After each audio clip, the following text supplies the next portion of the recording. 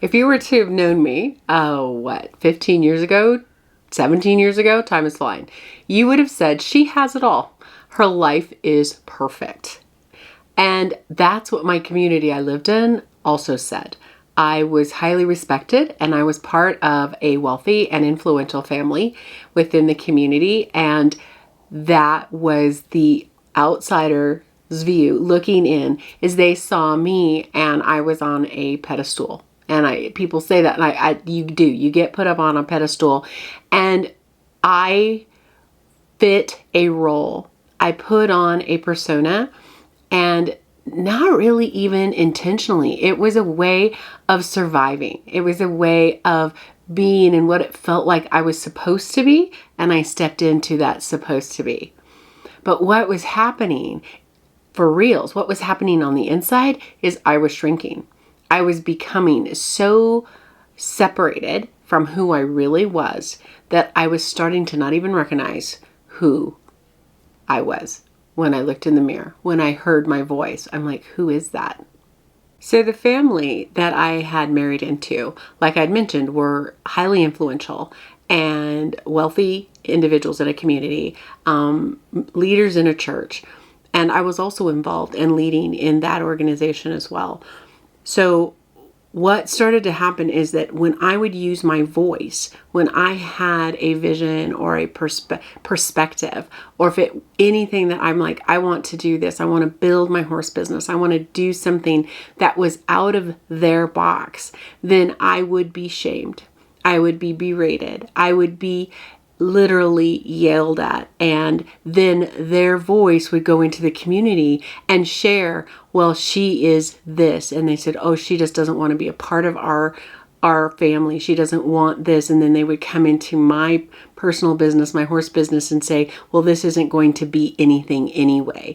And even to the place where when it was about my working as a learning specialist, this is of the devil. And all of this is the poison that they spread in and amongst a community that I lived and worked in. I was feeling it energetically in spades. My intuitive abilities, my feelers were just like going off the charts. And I wasn't able to move. I was starting, when you feel like when you get your breath knocked out of you and you fall off of a high place and you hit the ground and you just sit there gasping, that's how I started to feel. I was in a space and I wasn't safe. And the person I was married to at the time was unable to, for his reasons, was unable to protect me or stand up for me in that space. So I just lost my air. I was losing my voice, and I would stand up for myself to no avail. And I just kept shrinking and shrinking and shrinking.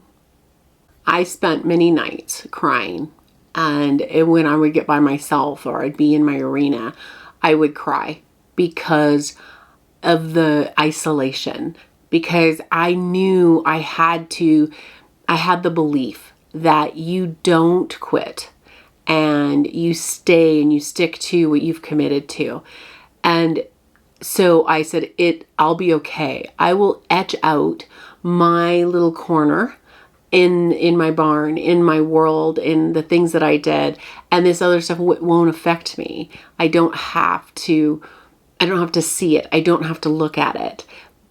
But that wasn't true. That was a coping mechanism. It was a coping mechanism, like if I don't see it, if I don't engage in it, and I create my own space, that I'll be okay. But the truth was, I wasn't okay. It kept pulling energy from me and I kept feeling more and more alone, and more, the word is just like the life sucking from me. And I had dreams, I had vision, I had inspirations and things I wanted to create.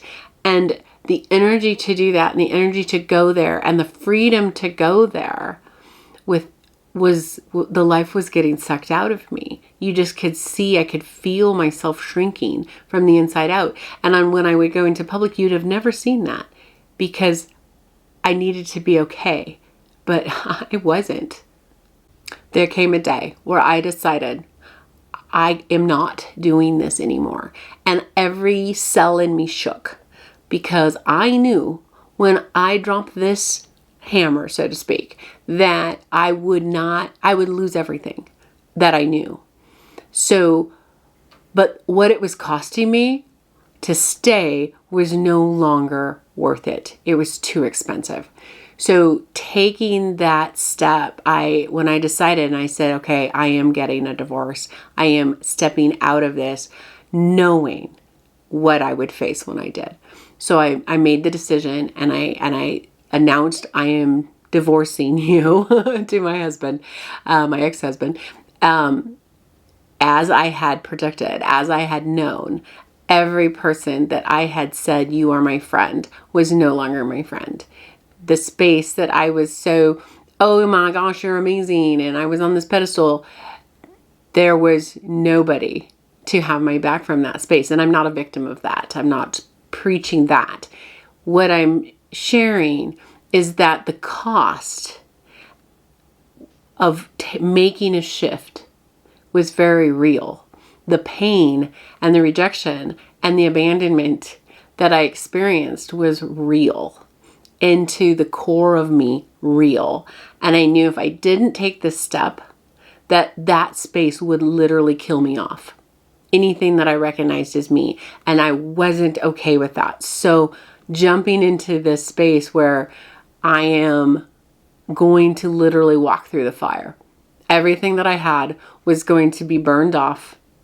And I was going to walk on the other side, an absolute faith step. That on the other side, I knew one thing. I was going to be me. So that's when I really understood that trauma isn't always one singular big event. That can be the case. It can be a car crash. It can be some horrific loss or losses that we can experience in our life. And it can be that we have experienced life being reduced piece by piece by piece. It could be you're being verbally put down and put down and put down and shrunk and shrunk and shrunk. You're being put in a box. There's the oppression of those around that don't believe in you or don't support who you are as an individual for whatever their reasons. So it can be physical trauma, it can be emotional trauma, it can be psychological trauma. It is all trauma. What I experienced over a course of 14 years was trauma. And when we experience that, it shrinks us down. No matter how strong we are, it's not about being strong. It shrinks us down to a space that we will not recognize ourselves. We will not be the version of ourselves that we're designed to be. And I decided that space I was not willing to stay. So I started the journey of healing. Getting down, not chasing symptoms, not saying, okay, what's my belief at this moment? Nothing wrong with that. But why do I have the belief that I needed to conform? Where's the root? Why is this guilt and shame so deep in my belly? Why is fear paralyzing me? Let's get down to the root of those and heal that space. Because when we heal at the root, the symptoms will cease to exist. And this is journey work. This was 17-ish years ago, when I said, I will not be anything but who I am. And let's get down to the why that exists and pouring love into that space. Because healing isn't about ignoring what happened. Healing is about facing it, about taking an honest look into it, bringing that healing love, bringing the love in to the core, through the root, so that you can be, so that I could be what I was designed to be, what I was meant to be, so that I could just be fully empowered and that person that can howl off the top, from a top of a mountain and just feel deeply and passionately about what I feel deeply and passionate about, and then speak my truth about it without apology. That space lights you on fire. That space is what makes the inside of you come to life. And that life then just radiates through all parts of us. Every cell, our eyes, our smile, and then our work. So you're not alone. I want to read you some stats, and I'm reading them so I get them right. Did you know that 70% of adults in the US have experienced at least one traumatic event? And 60% have at least one adverse childhood experience. Experiences like emotional neglect, harsh criticism, or feeling like you're never quite belonging. That's a lot. That's most of us. So you're not crazy and you're not weak. You're human. And I have some good news. You don't have to be stuck in the pain anymore. You can step into who you were designed to be. You can walk through the fire. You'll be okay. And the way that we're okay is we find community. We find a group of people that get it. We find people that can wrap around us and hold space, not their opinions, not their judgments, not what they think we should be, but that community that says, okay, you're safe here. Speak your truth. You grow. You work through what you need to work with. We've got your back. We're going to hold this love around you so that you find your way. Because when you have a community of people around you like that, that creates momentum, it creates synergy, it creates safety so that there is a place, so that you can feel safety, so you can feel that you can heal. We need to heal in that space. And love is the quickest shifter. Because if this resonates with you, you deserve the right to live beyond survival. You deserve the right to just bloom and grow and be everything that you're designed to be. So reach out to me. Let's have a conversation. And let's see how this could look for you. I created a program just for individuals like us. We have been through it. There's no getting around it. We've been through it. So I put together a step-by-step healing, restoring program that walks us through how to bring and find ourselves again, how to bring ourselves back, how to find the root, how do we heal that? So that you get your power back.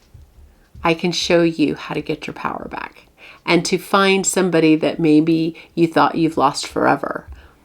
They're still there. So I did something crazy, and I feel really passionate about walking with individuals that have experienced trauma and have experienced that cavern that we feel on the inside when we have been in an environment that does not align with who we authentically are.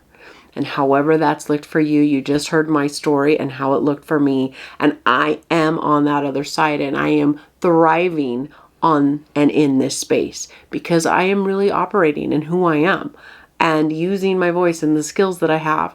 And those skills that I have, I want to bring to you because they make such a difference. So for 8 people, I want to walk with you.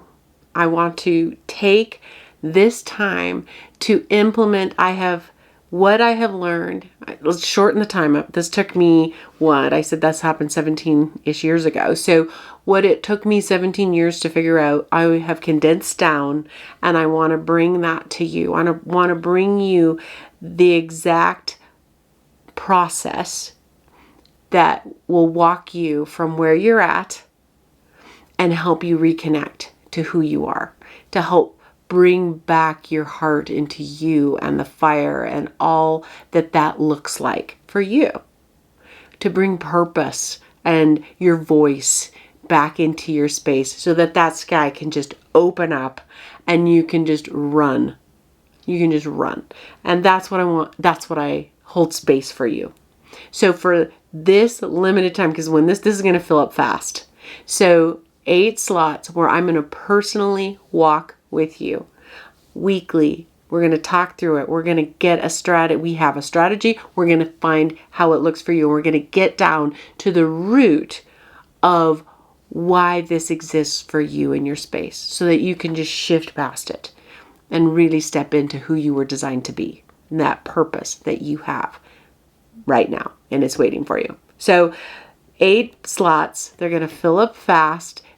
And the doors close in 5 days. So they'll either, maybe it'll close sooner, but it's going to stay open for 5 days or until those 8 slots are filled. So reach out to me. There's a booking link where we can get on a call. The call's free, and we can see if this is a fit for you. And if it is, let's get going on it. No better time than right now. Let's make this move together. I look forward to meeting you.